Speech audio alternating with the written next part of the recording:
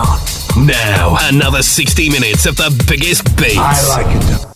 It's perfect. This is Trans Radio UK. Hit music. Your radio, your station. Playing hits 24 hours a day. This is my station. Trans Radio UK. Trans Radio UK, the only radio station for the transgender community. Made by the transgender community. Get with this. The hits and memories continue in moments. Hold on, everybody. This is your station, Trans Radio UK. Okay, it gives me great pleasure to welcome Neville Southall MBE with us tonight. Neville's had an absolutely amazing football career and is really a great supporter of mental health and the trans community. So delighted to have you all here tonight. So hi, Neville. Hello, Lucy. You okay? Yeah, very well. Thank you so much for joining us tonight. I'm really looking forward to talking to you. So, should we start with football? Because go on.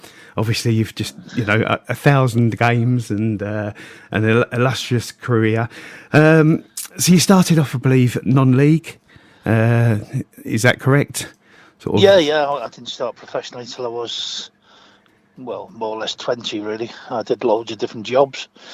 Okay, what did you do before? Obviously, I'm presuming like semi-pro, so you would have probably, trained Tuesday, Thursday, played Saturday and had a job Monday to Friday, is that right? Yeah, it depended really what job I had. Sometimes I had two jobs, because when I was a bin man, I started at sort of 4:30 and was finished by 10 in them days. And then I went and worked for my uncles in the afternoon. So yeah, I had two jobs then, and then sometimes Saturdays. It depended when I was playing. If I played for my last club, Winsford United, then I played with them on a Saturday, and because I was over an hour and a half, 2 hours away from the club, I never trained with them, I just played. Right, okay. So I trained on my own, but I was hod carrying then, so yes, I was enough looking training. for bricklayers, happy with bricks, so yeah, it was hard work, so that was my training really. Okay, so what league was Winsford in? Was it Cheshire League? Yeah, Cheshire League, yeah. It's, I don't know whether it's a Cheshire League anymore, they've changed them all, but yeah, Cheshire League then, and then I spent a season there, and then luckily I got to move to Bury when I was there the season and on to Everton. Right, okay. Yeah, because I'm sure I heard a story that Howard Kendall had met somebody, was it possibly your dad? But at that point... Whatever it was in the pub. Right, okay. So you got the move to Bury. How was that? So suddenly you're a professional footballer? Well, it would have been all right because the fellow who signed me from Winsford, Dave Connor, in the meantime, by the time he'd signed me, he'd got the sack. So by the time I arrived at Bury, there was a new fellow in charge, Jim Eiley, and in all fairness, my first couple of training sessions, I didn't know what to expect. I thought it was all going to be, really well organised. And my first training session was last one behind the bush does sprints. Right. Before any warm up or anything. So my first training session, the first 5 minutes was spent hiding behind the bush, which is not what I envisioned really coming into professional football. So yeah. Bury was good fun. Really good fun. There was some good old pros there, and the manager struggled a bit at the start. So it was good for me. I mean, I made my debut when we went bottom of the old fourth division, which is League Two now. So which is the only way is up, isn't it? And yeah, of course. Do you remember who your debut was against? Yeah, Wigan. I think we lost 2-1 to Wigan. And what was that like when you first got the call and knew that you was in the team? Great. I mean, I think I'd missed one game because I was supposed to make my debut and I was ill. And then luckily they gave me another chance. And then, funny enough, we got beat on the Saturday. I think on the Tuesday we played Notts Forest at home. And we trained in the morning. No, I think Wednesday. We trained in the morning. And he run the legs off the lads, to be fair to him. And then we came back in at 5:30 because we always did a little bit of training then. Then he dropped me for the game. And they got beat 7-0. Right, so okay. luckily I missed that one because it could have been the end of my career already. So look, I was lucky. I had a fellow called John Forrest. He was 38. He'd been there for years and years and years, and was a really great fella and really helped me out. My debut, my home debut, was eventful because when I went out for the warm up, I got loads of stick off the Bury fans telling me to go away, but not in that polite. Right. So, because John had been there a long time. Okay. He was a really popular guy. So Yeah, that's a great welcome. But you played the season there, and obviously that must have in the old Division 4. Definitely a good place to learn your trade. Physical. You could say it was physical. Yes, that's the word I was looking for. It's not like it is now. It's sometimes it was like hurt or be hurt.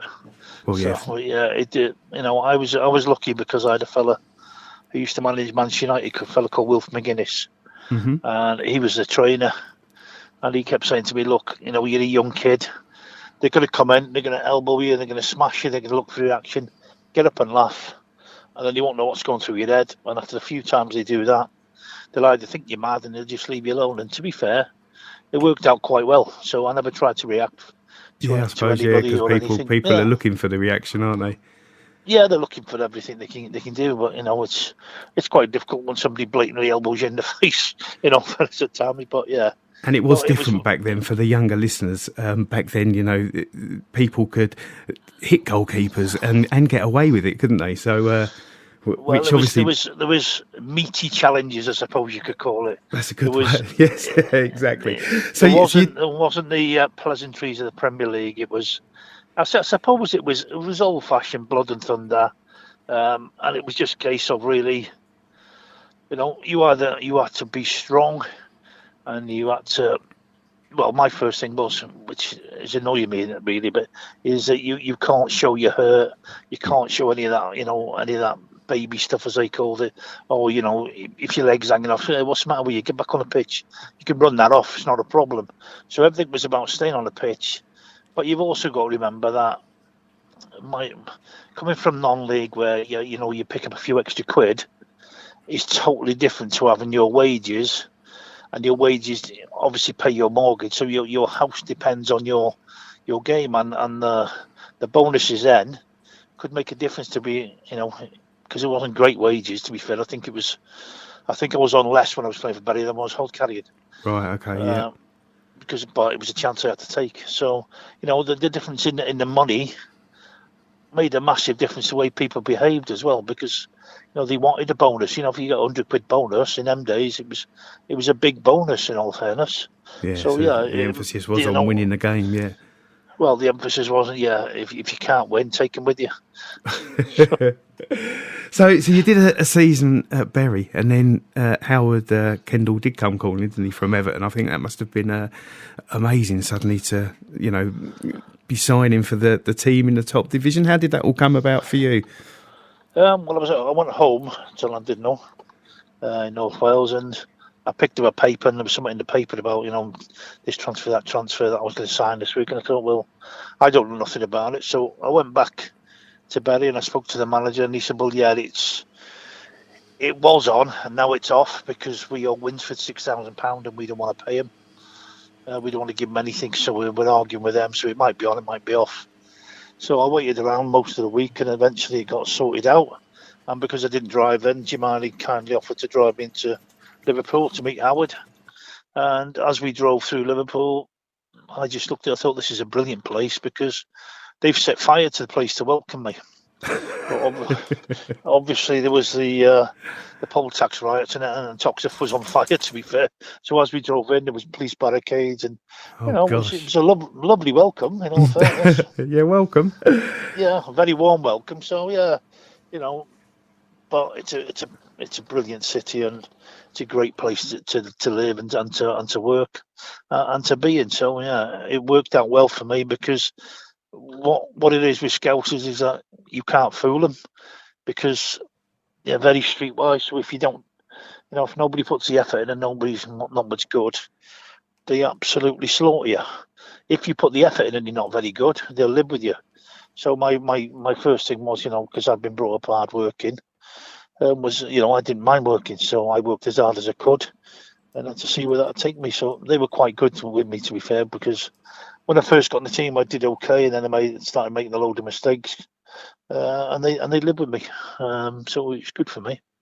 Well, and I mean, you're on the Gladys Street Hall of Fame. You're the record appearance holder, and for me, especially my lifetime, and I'm pretty sure I know my football history. This was like Everton's golden period that you was part of, and a massive part of as well. I mean, the Everton team was full of internationals and world class players. Yeah, it was. We were incredibly lucky. Howard built a great team. It took some time, and obviously, there was times when, he could have dropped anybody in that team, and there was times when he could have got the sack, but the chairman stuck with him and showed a lot of faith in him. Howard, at the same time, didn't show any pressure to the players. He didn't come in and, snipe at players or have a go at players. Always shout and shout and shout. He was the same fella whether we won, lost, or drew. He was the same temperament. So was Colin. So and the chairman kept faith in him. So, but I think the chairman got his rewards, and Howard got his rewards. We got rewards, and the fans got their rewards. And sometimes it's, nowadays people are given the time to build teams because everybody wants success tomorrow. And if you could be 9 games into your 5-year contract and get the sack these days. So I think there needs to be a change in football somewhere where they give somebody time, because if you look at it, really, no matter what the managers do, somebody's recruited them, and and everybody knows in business or whatever you do, if you don't get your recruitment right, you're going to fail. So really, the failure is most of the time is above the manager, but the manager takes the fall for everybody else. And I think if you've got to try and change it somewhere where the managers don't feel as much pressure to actually, to win games and to try and build something that's going to last. Because at the moment, very few managers stay around long enough to last. And I think that this season you'll see Chris Wilder, who's been at Sheffield United did a brilliant job for a while. Now down the bottom, did a fantastic job last year, massively under pressure. Sean Dyche at Burnley has brought that club up by the scruff of the neck. Looks them both are in desperate trouble, yet they've been the best thing that's ever happened to them clubs for a long, long time. Yeah, they've got them where they are. Yeah, but you need time, and you need sometimes loyalty. But I still go back to the same thing. If you don't recruit well, you don't really you get what you deserve, and it should be the people at the top that are looked at, not the managers. Yeah, no, it's a very, very valid point. I mean, as you say, like with Solskjaer at Man United, they seem to be giving him a bit of time, and Arteta at Arsenal. But you've got to allow these managers now to get into these roles, especially the younger ones. Yeah, and you look at Solskjaer. Do they really trust him? Because you always get that thing where Man United can't sign players, they can't attract players. Well, what is it about the club that doesn't attract players to Man United? I don't get that. Arsenal have gone for Arteta. Yeah, brilliant. It'll take a little bit of time, but these days the players have the power and not the manager. And if the players turn against them, you may as well go. And then that's the real problem, is that you've got, politically now players have the upper hand, and it's good in lots of respects, it's not good in others. So I was going to mention this later, but we're talking about it now because we're talking about managers, and one of the managers that's arguably the greatest, Sir Alex Ferguson. He was obviously given a bit of time at Manchester United at the start before he won the FA Cup. But it says on your Wikipedia page that he actually spoke to you about going to United before they ended up signing Schmeichel. So was you close at any point to going to United? Not after what I said to him, no. As I thought it was what the lads messed about, so I told him to F off. Okay. So that's why that one didn't happen. Well, no, I know why it didn't happen. Well, I think I know why it didn't. It was a Sunday afternoon, right, and nobody had my home number, right, because my home was my home, and that's it. Mm-hmm. I didn't give it to anybody. And then all of a sudden, the phone went and they said, "Yeah, it's Alex Ferguson." And I went, "Yeah, F off Andy," because I thought it was Andy Gray messing about. Right. And I put the phone down on him. Then he phoned back. He said, "Look, it's Alex Ferguson." I said, "All right, okay, but you need to speak to my agent because can't come through this way." And to be fair, he was good as gold. But Les Seeley, who's no longer with us, sadly, said to me that once I sat at the goalpost at Everton, he wouldn't sign me after that. How true that was, I don't know, but that's what Les Seeley told me. So maybe that's true. Right, okay. But he's got to remember that I wouldn't have signed anyway, would I? So because I was happy where I was. Yeah, I mean, because you did have some just amazing times at Everton. I mean, was it yourself? Was it 4 FA Cup finals you played in? Probably. Yeah, 4 or 5. I can't remember. Well, you won it in '84. Oh, Yeah, sorry, I won mine pardon. 10 years apart. My 2 FA Cup medals were 10 years apart, which is good, to be fair. That is something I'm proud of, because that means you've been at the top quite a long time. Well, you was. I mean, to play the amount of games that you did for one club in the top, and as I say, during their times. So the first final that you won in the FA Cup was the '84 one v Watford. Yeah. And I remember this so well. I'd like to know your thoughts. Andy Gray's goal. I mean, that's kind of summer that would never be allowed today. I mean, it's one that's mentioned when you look back at time. What was your thoughts up at the other end of the pitch at the time? Oh, it's a goal, wasn't it? Definitely a goal. But if I'm a Watford fan, it's definitely not a goal. It would be interesting today what VAR would make of it, because Andy got there the same time as he tried to catch it. So it would be interesting to see how they. It'd be nice if they had VAR and they replayed some of the old decisions and see what would have happened on VAR now, because that would be one of them, wouldn't it? The Evans offside goal against Liverpool in the semi-final would be another. So there's been some goals that you're thinking, well, actually, I wonder what VAR would have made of that. Oh yeah, they'd have changed history. Yeah. Well, they might have done, but I prefer to think that. I've never met a referee who I didn't consider honest. That's ever. Fabulous to hear. No, that's. I'd like to think that as well. So if you're basing that on that premises, he gives his decisions that he sees on the pitch on a Saturday or whenever the game is, and that should be enough. There's no other reason that he brought this VAR in apart from money. There's no other reason. Why would you wouldn't find someone like, I don't know, let's see who's down, Millwall, desperate to get VAR in, would you? But Man United and Liverpool and all them are, because they don't want to lose to anybody else and they want everything to be perfect, so the big teams will keep on winning. And you could see it with the so-called Big Six, who want to try and make look at breaking away. This is all about no shocks, no nothing. We want to make sure all the decisions are right. It's about money, really, and it's about greed. And that's why I've never thought VAR was a good idea, because you've got 4 officials now on the pitch. Mm-hmm. Well, with the other one on the bench. Yeah. Aren't 4 eyes good enough? And what message does it send to the referee when they're saying, well, look, you're going to ref this game Saturday, there's going to be 80 odd cameras around the ground, and you're under immense pressure anyway, but just in case you do mess up, we'll have somebody sat upstairs watching the telly who can overrule you. And I don't think that's sport. I think that's, especially when those that are watching it are probably still making mistakes as well, and you're just like, oh. So you'd rather go back to the old way? Well, yeah. No, I know what they argument in the past was, well, this fella comes out of a sweet shop on a Friday night, he shuts his shop, he comes down and he's not professional, and now he is professional. We're paying him over 100 grand a year sometimes, but that 100 grand a year brings even more pressure, because whereas they had a job before and they were doing it, to the best of their ability. They're still doing it to the best of their ability, but their house is now at stake. Their livelihood is at stake.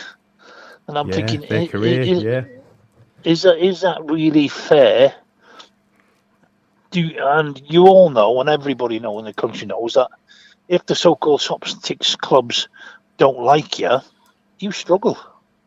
So you've now got the added thing of the political pressure with them clubs against your house, your mortgage, your way of life. And then also you've got all the television people who hammer you on a daily basis. Then you've got somebody upstairs watching the telly. But everyone's got to remember that the fellow upstairs watching the telly is still human, who could still make mistakes. And it doesn't matter sometimes how many times you see it. If his opinion's different because that's how he sees it, well then, there's a real conflict of interest to me, I think, because what is it all about? It's all about money. What are me and you going to talk to about next Saturday when there's no decisions that's going wrong? That every decision's perfect. You come away going, yeah, that was. I was just going to say that it does take away the discussion points, but now, whereas before we were discussing the incidents that happened in the match, we're now discussing what VAR decided. And I think, like you, I'd rather discuss the decisions that were actually made on the day. And if the ref gets the odd one wrong, then they're going to, because they're getting the odd one wrong with the VAR as well. So they're human. If you're playing sport, right, the only way you can play our football is by having 11 humans versus 11 humans, and having 3 or 4 humans watching it and making sure the rules are followed. That's what it's for. And if someone messes up, it's up to other people to decide whether he's messed up on that day, and it's only that day, and usually he's quite good, or he's really bad. So the referee association is only like managers. If they're any good, they bin them, they keep them, and if they're not very good, they bin them. And that's the same with all the managers. They do exactly the same. Why should it be different? And why should we have this constant badgering of referees? And then they go down the grassroots level and go, oh, you can't get referees. Well, yeah, I wonder why that is. Exactly, because all they get is abuse of everybody from the word go. You go to some of the grassroots games, some ones I've been to, and you're thinking, this is horrendous.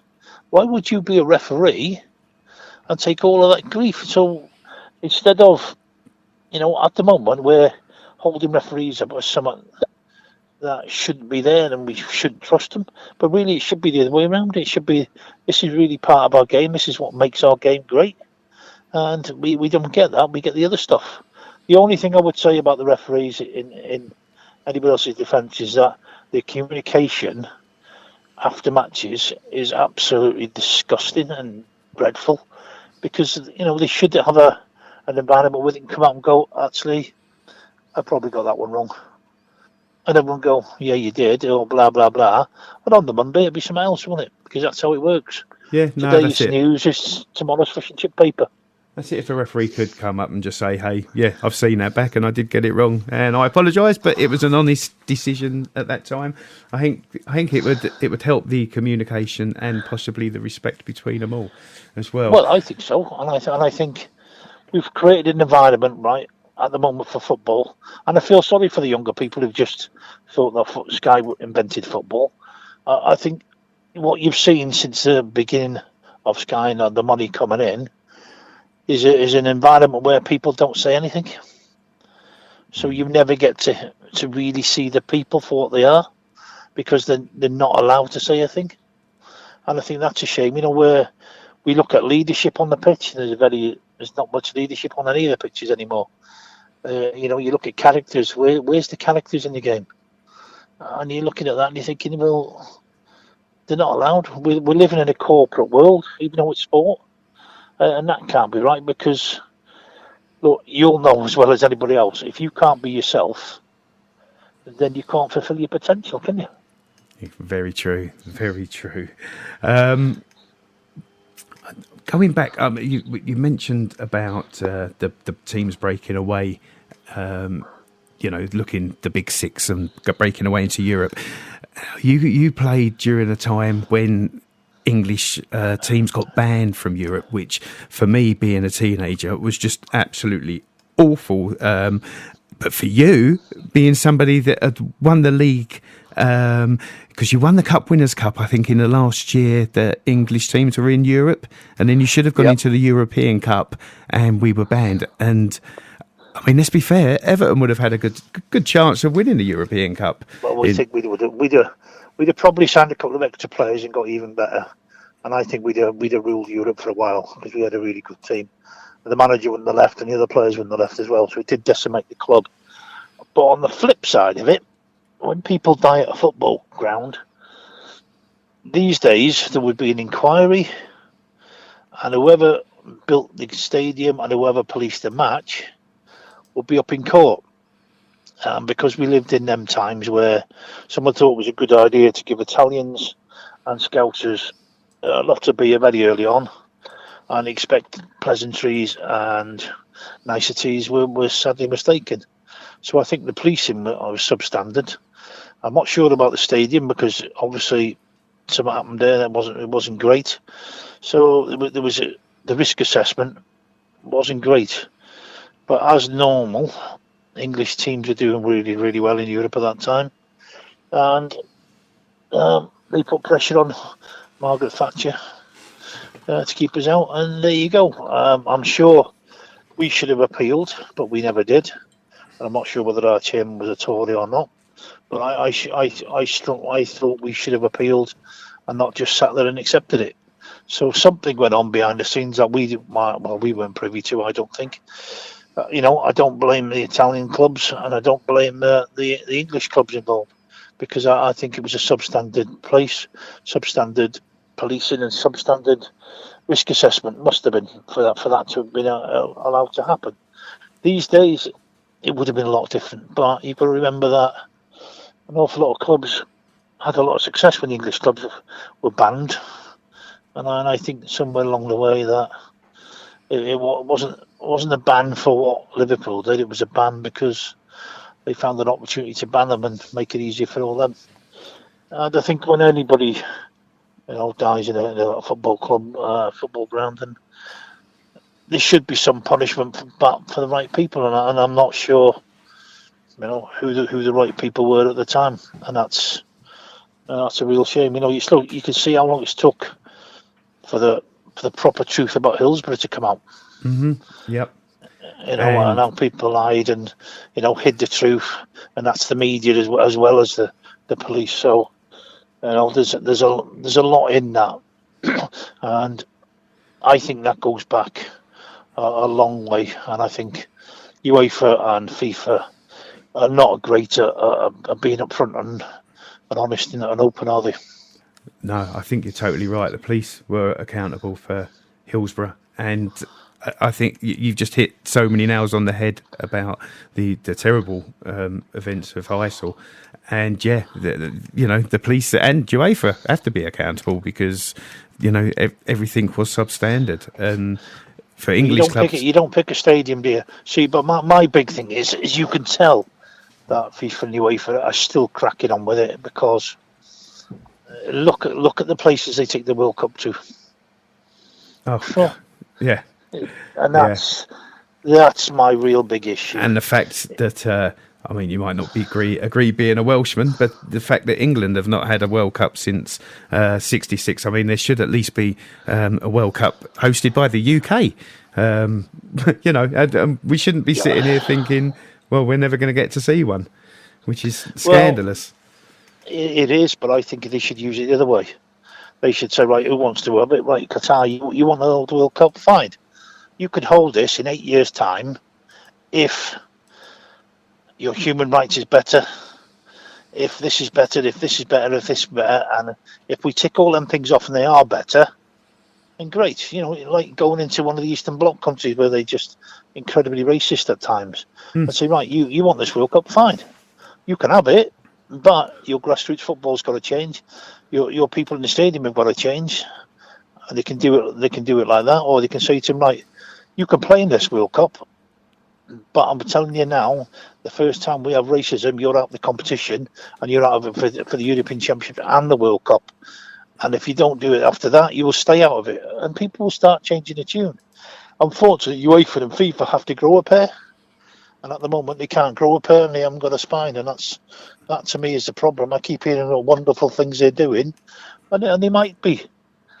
But the biggest thing they can do is tackle homophobia and tackle racism. And they have no spine for either.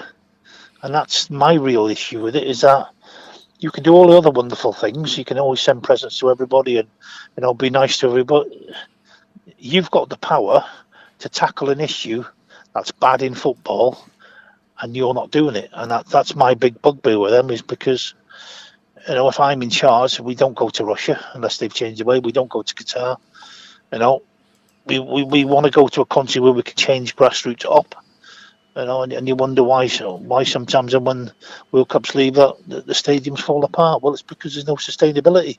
Because you've only changed we built some new stadiums. I can't see football in South Africa has got massively better since the World Cup. Can you?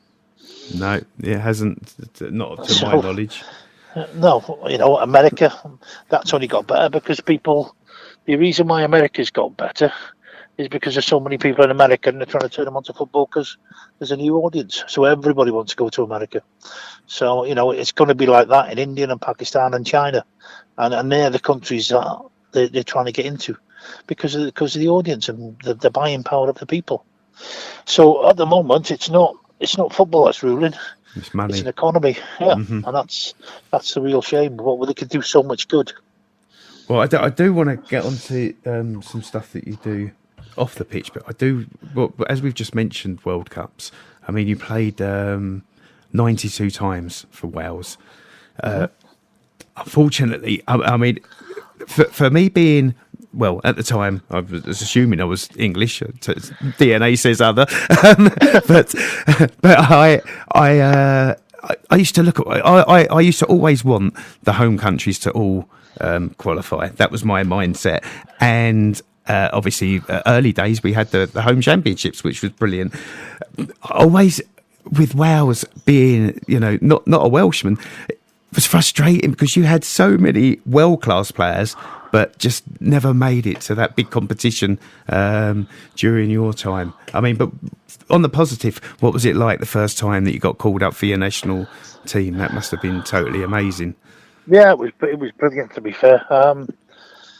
Unfortunately, there was an FA Cup replay, Man City and QPR it was, or something like that, and there was only about 3,000 at the game. So, but for me, it was great because I played against Pat Jennings, my hero. So it was a great debut for me.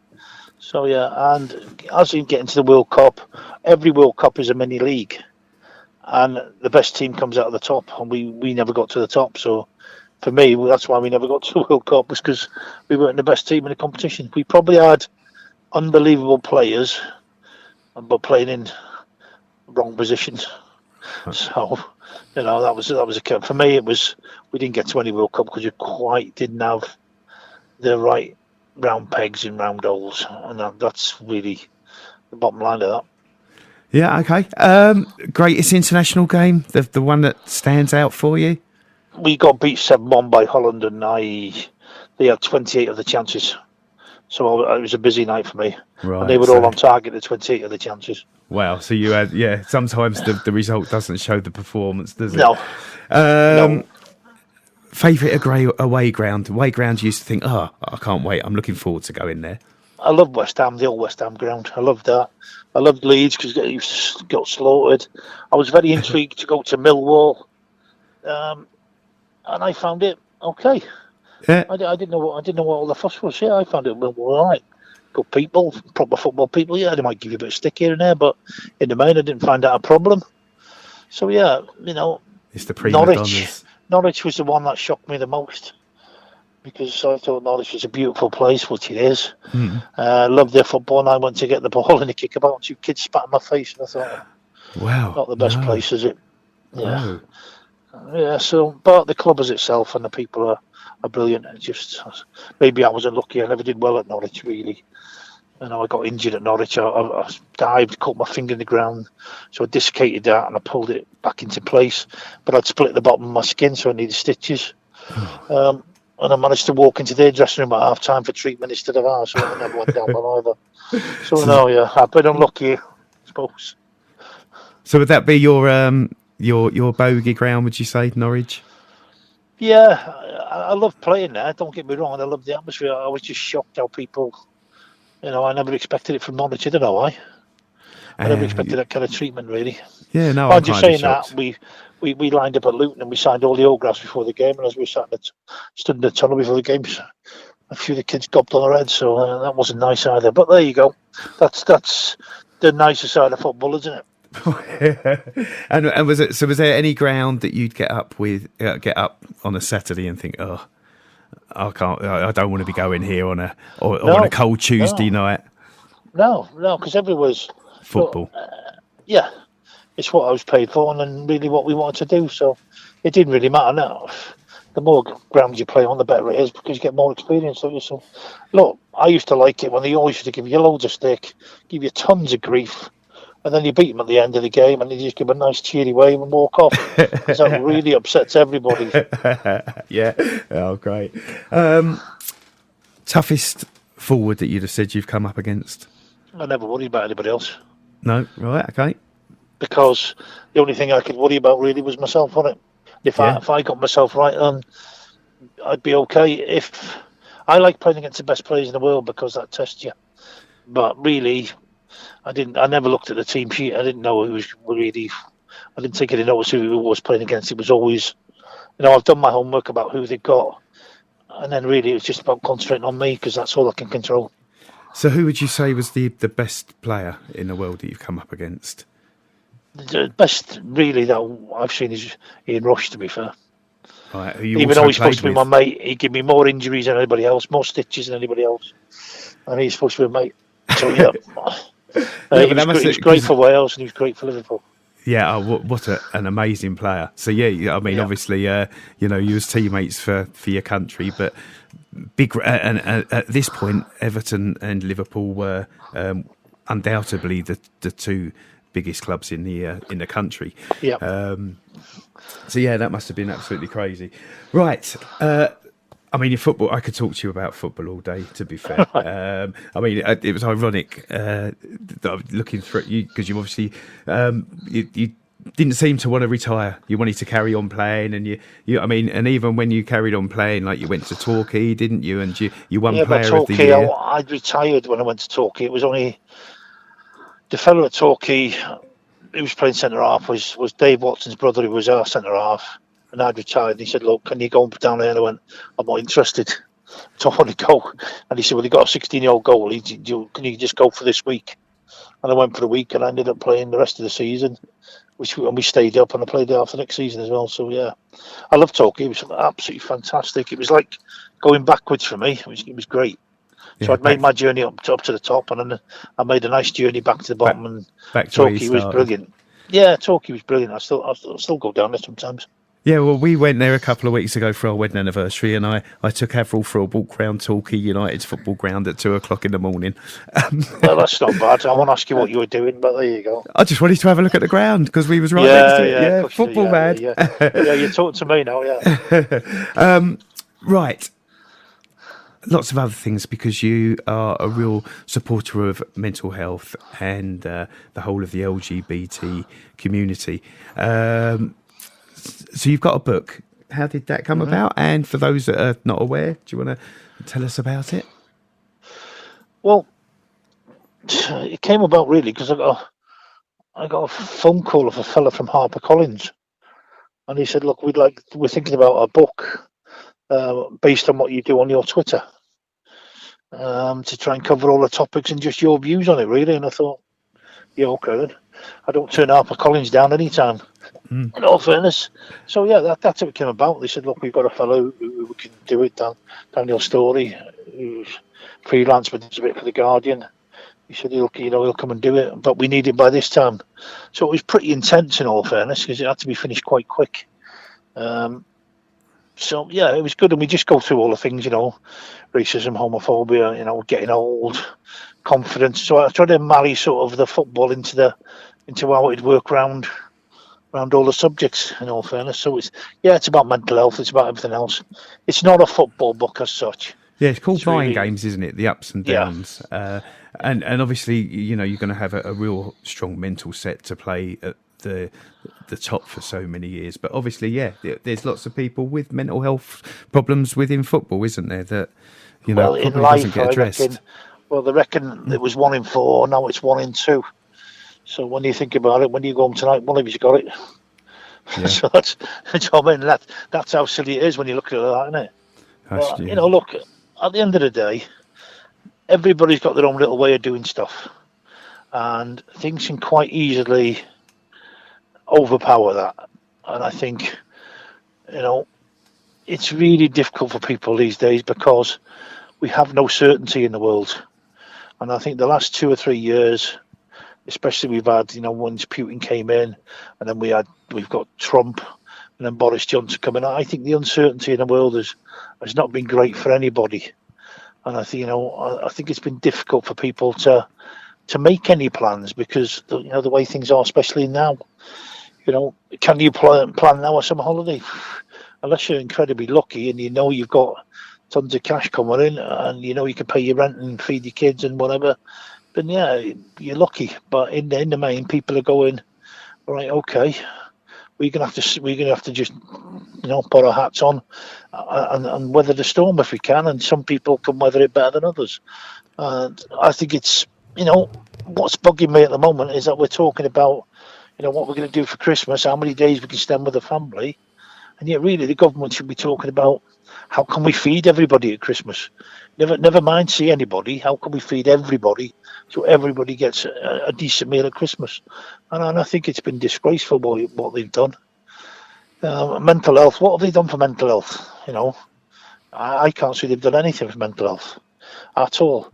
I don't understand why they couldn't have, you know, set up a radio station. Why they couldn't have come to you and say, look, can we use your radio station at nights to put some people on to help people?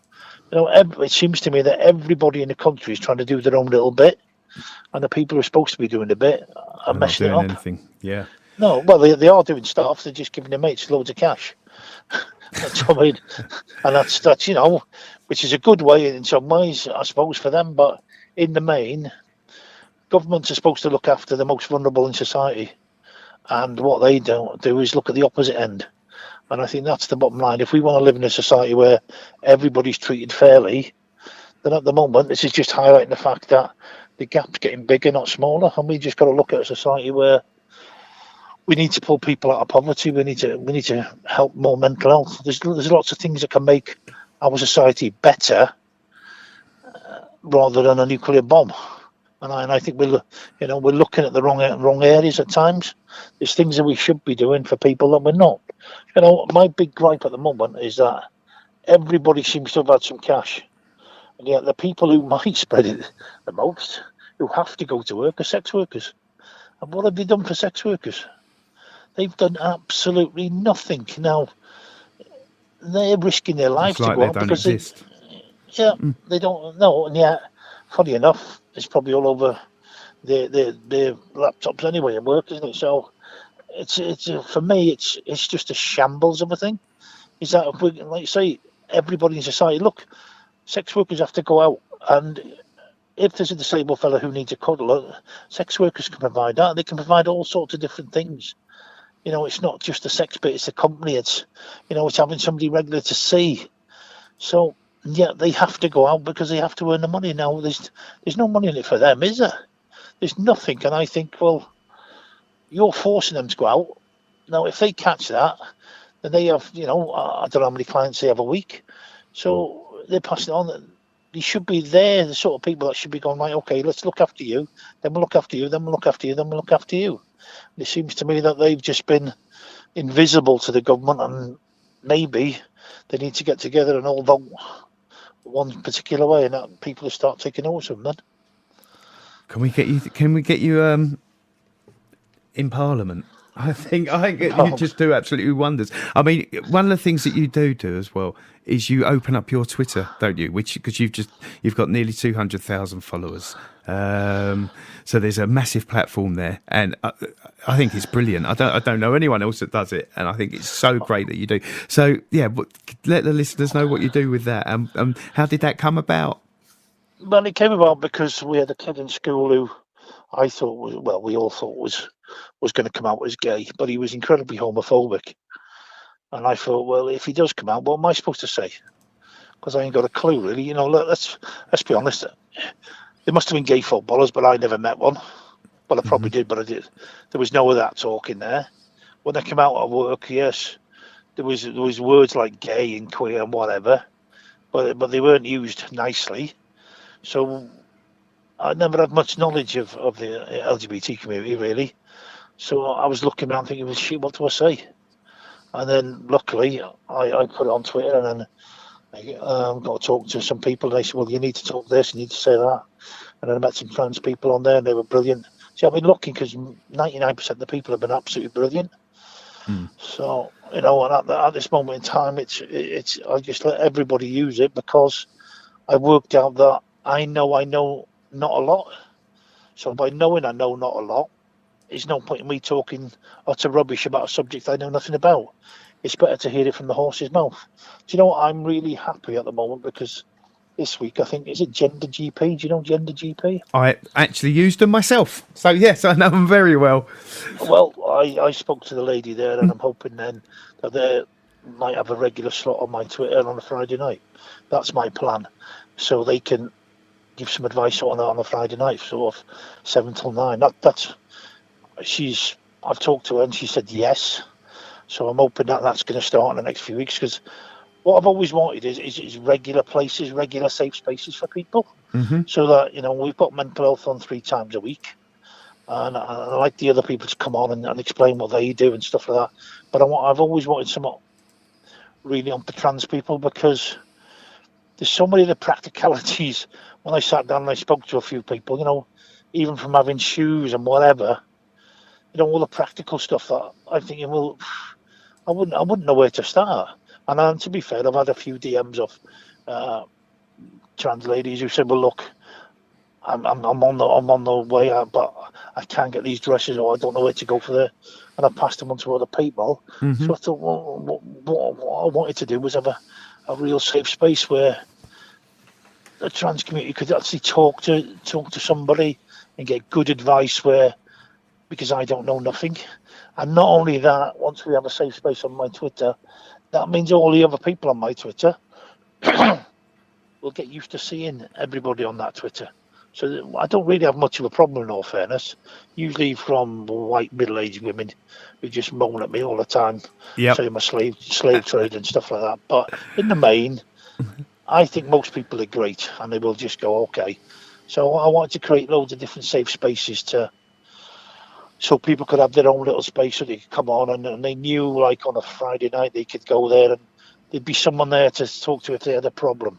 And that's all my Twitter's for, really. And look, at the end of the day, I ain't the brightest person in the world, but I'd rather get people on who know about stuff, rather than me just talk utter rubbish about it. So, and it keeps me off Twitter, and it keeps me from, getting abuse or giving someone loads of stick. So, yeah, it's good for my mental health, because I get other people on, so it's my less time on. So, and I look sometimes for charities. We have got a small following, and I look what they do, and I think, well, yeah, they need a bigger voice. And it's surprising, really. We've had good results of the bone marrow stuff, good results of pancreas cancer, a great result with suicide survey. So there's real good things can come out of it. And people, but people think it's me doing it. It's not. Oh, it's no, all no, these people. Yeah, no. It's all of these people that are doing it. And I'm just sitting back, and people going, "Oh, you're great. You know all about this." I'm going, "No, actually, I'm a bit thick here, but these people are brilliant." So that's why I like it. It's because they can come on and do their thing. Well, we'll have to arrange something for us if you're okay, because it's great to get Trans Radio's name out there, of course, and Chuck listens. Not a problem. Yeah, and I think it's brilliant. I do myself obviously follow you on Twitter, and I myself, you'll see who's doing the takeover, and you're like, oh, this is going to be really interesting, and then I will, look through, and as you say, it is really educating, and especially if it's about a subject that you don't know about, or a subject that you want to learn more about. So I think it's amazing that you do that, and it's helping everyone, which is absolutely fabulous. I have been turned down by quite a few people, funny enough, and sometimes I've not heard back from somebody. I've tweeted them and DM'd them and nothing. I feel, because I want I want a shark one on, and to get a shark one on, people have said they'll come on, but they don't seem to appear. Right. And the other one was a trans comedian. Okay. Just to have a night, and I think Bethany Black said she was going to do one. I think it was, but she's always sort of busy, so I thought it'd be quite nice to try and break into that a bit as well. You know, to have a laugh and do something. Yeah, of course, yeah, and that's great, and to show, and that's what one of the reasons that we set Trans Radio up was just to show that we've all got hearts and lungs and stuff, and we're just normal people just trying to live our lives. Don't you think that everybody should just be called Purple? Yeah, That would solve all this stuff, wouldn't it? it certainly would. Well, I think it's as I say, I had the pleasure of going to the Just a Ball game a couple of years ago, which you spoke at, and listened to you there, and then obviously have followed. And I think your support of our community is really great because A, you're a legend, and seeing people that see that, like my generation, that my friends that will know the Neville Southall that they've seen, and when they see that you're doing this great support, you just don't know the knock-on effect that it has. It's people. If people can see figures like yourself showing the whole of the LGBT, and specifically, you do so much great work for the trans community, and you've been a great supporter of us here at Trans Radio. And when they see that, it's like, well, hang on. And you're helping educate so many people. I don't think you actually realise the impact that you're having. No, I probably don't. No, you don't. No, well, I don't educate them. Other people educate them for me, so it's even better. Yeah, but you do your bit by coming here now and talking to us today and doing the other talks and bits that you do. I personally want to say thank you so much, and from our community say thank you so much, because we all do really, really appreciate it.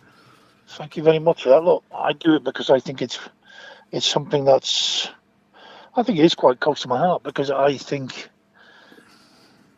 you can't be anything in life without being yourself, and everything in life is pushed at you to be somebody else. So to actually decide to be who you really are, I think is the best thing in the world, because if you're what you really truly are, and you're who you really truly are, that is priceless to me, and that is the purest human being you can get. Because every day people wear masks, and what the trans community do is throw their masks off and go, "No, we're here, like us or don't. We don't give a shit. Happy days." And that is the best thing about it for me.